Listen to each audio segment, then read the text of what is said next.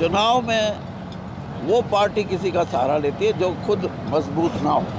10 साल का हमारा जो कार्यकाल रहेगा बीजेपी का, उसमें सबसे बड़ी बात यह है कि बीजेपी का जन आधार वो बहुत एक तो राज्यव्यापी हुआ है और एक स्थायी हुआ, मजबूत हुआ है। तो इसलिए मैं कोई कारण नहीं समझता कि किसी राजनीतिक दल से हम सहारा लगा के कहें क्या आओ मिलकर चुनाव लड़ें। मुझे नहीं लगता। तो सर कि हमारी कर्नाटक में हार हुई और हार भी करारी हार है।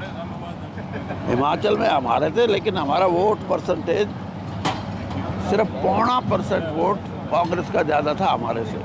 तो वो एक संघर्षमयी लड़ाई थी।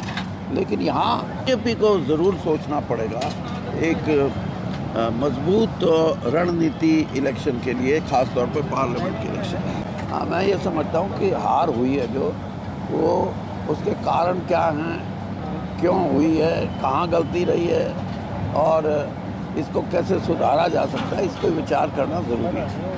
तो सर क्या लगता है आपको इसका असर, हरियाणा में भी चुनाव आ रहे हैं, केंद्र में भी चुनाव आ रहे हैं, कितना असर हो सकता है इसका? देखिए, हरियाणा के चुनाव तो अभी 1.5 साल है, उसके बारे में तो टिप्पणी आज के दिन करें मेरे ख्याल में कोई इसका ज़्यादा औचित्य नहीं बनता।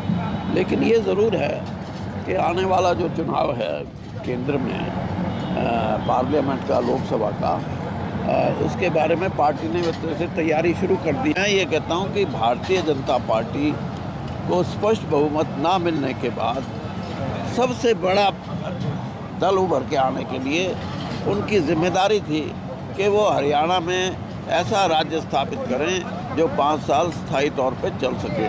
और इसी प्रयास में जेजेपी से एक समझौता किया गया कि आप हमारे सहयोगी बने, 5 साल के लिए हम राज इकट्ठा करेंगे ताकि हरियाणा को बीच में चुनाव में जाने की ज़रूरत ना पड़े। सिर्फ ये वजह है।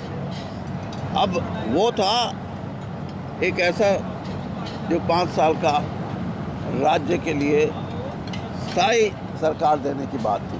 अगला है चुनाव। चुनाव में वो पार्टी किसी का सहारा लेती है जो खुद मजबूत ना हो। 10 साल का हमारा जो कार्यकाल रहेगा बीजेपी का, उसमें सबसे बड़ी बात यह है कि बीजेपी का जन आधार वो बहुत एक तो राज्यव्यापी हुआ है और एक स्थायी हुआ, मजबूत हुआ है। तो इसलिए मैं कोई कारण नहीं समझता कि किसी राजनीतिक दल से हम सहारा लगा के कहें क्या आओ मिलकर चुनाव लड़ें। मुझे नहीं लगता। तो सर